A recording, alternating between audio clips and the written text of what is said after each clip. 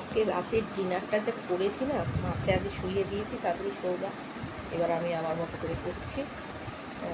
করেছি কেন, গ্যাস ইয়ে হয়ে গেছে, চলে গেছে। আমি বললাম যে গ্যাসটা লাগিয়ে দিই, তো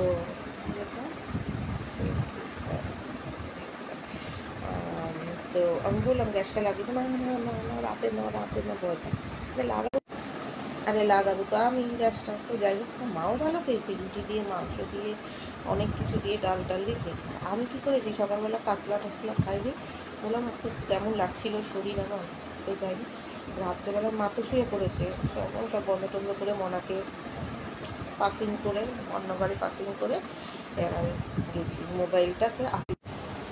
তারপরে আমি কী করেছি জানো, শুকনো ডাল ছিল, ছোলার ডাল গতকাল করেছে, খেয়েছি। কালকে একটু ঘন ঘন, আমাদের কখনো যে ঝালা ঝালা ঝোল ঝোল হয়, সব হয় না, এবারে ঘন ঘনই হয়েছে। সেটাকে মা রাত্রেবেলা আসিয়েছে, এমনি তো একটু আবার একটু জল দিয়ে করে করে রাতে মানে সুন্দর বলে না, ডাল ফ্রাই হয়ে গেছে। নিরামিষ, নিরামিষ ডাল কিন্তু নিরামিষ মানে কি, আদা রসুন পেঁয়াজের না, ছোলার ডাল।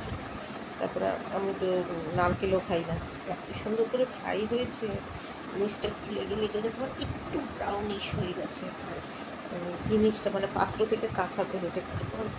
এত টেস্ট হয়েছে মায়ের, আমি তো ভাত খেতে পারলাম না, এগুলি আমি তো ভাত খেতে পারলাম না, আমি তো আবার রুটি খেতে পারি না, ইচ্ছে করছিল রুটি দিয়ে খাই, তো রুটি দিয়ে খেতে পারিনি। আমি কী করেছি, কাঁচা লঙ্কা কুচিয়েছি, কাঁচা পেঁয়াজ সাধারণত আমি খাই না, কিন্তু আজকে একটু কাঁচা পেঁয়াজ নিয়েছি, একটু একটু একটু ধনে পাতারই অভাবটা পড়েছে, ওই আর কি। একটু টমেটো টমেটো হলে ভালো লাগতো, ছিল না কিছু, শুধু কাঁচা পেঁয়াজ কাঁচা লঙ্কা একটু ঝিরি ঝিরি করে কেটে যা খেয়েছে, মুড়ি দিয়ে মেখে শুধু ওটা দিয়ে খেয়েছে। আমিষ আমার ছুটি ইচ্ছা করেনি। আমি বললাম না, আমি তেমন একটা আমিষ ভালো খাই না, যদি আমার এরকম রান্না বান্না খেয়েছে। ভেবেছিলাম কাঁচকলাটা দিয়ে সর্ষের তেল দিয়ে মুড়ি দিয়ে মাখবো, কাঁচা পেঁয়াজ কাঁচা লঙ্কা দিয়ে, ওটাও ভালো লাগে খেতে, ওটা আর খাইনি, পেট ভরে যাবে। তো ডালটা দিয়ে মেখেছি, তাও এখনও রয়েছে ডালটা, শুধু খেতে ইচ্ছা করছে, শুধুই খেতে ইচ্ছা করছে। বললাম না, ডাল যতই হোক খেলে তো পেট একেবারে জল টানবে, আর জল এত অব্দি হয়ে যাবে।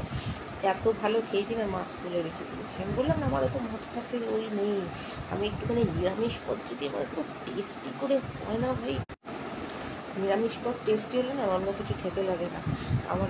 আমি এমনিতেও শাক সবজি এসব ভালো খাই, তবে টেস্টি করে করতে হবে, আর আমার মন মতো করতে হবে।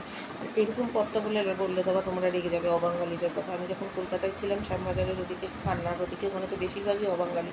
ওখানে যে হাটটা বসতো, তখন একটা লোক গলার মধ্যে ঝুলে, যেভাবে মানুষ বাদাম বিক্রি করে সেভাবে ঘুগনি বিক্রি করতো। ঘুগনি বলতে তো আমরা জানি সবসময় লিকুইড, জলা জলা হবে, একেবারে টানা টানা খয়েরি হয়ে থাকতো ঘুগনিটা, বুঝেছো তো। মশলাপাতি কিন্তু বেশি, মানে আসলে টানিয়ে টানিয়ে আঁকিয়ে আঁকিয়ে হয়।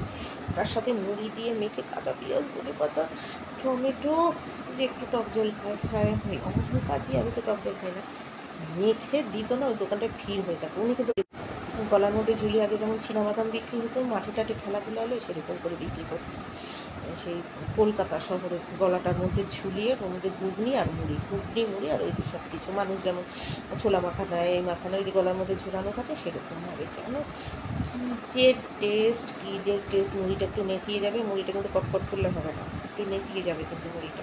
অবশ্য মনে হয় লেবু টেবু দিলে তো এমনিতেই ঝালমুড়ির মতো নেতিয়েই যাবে।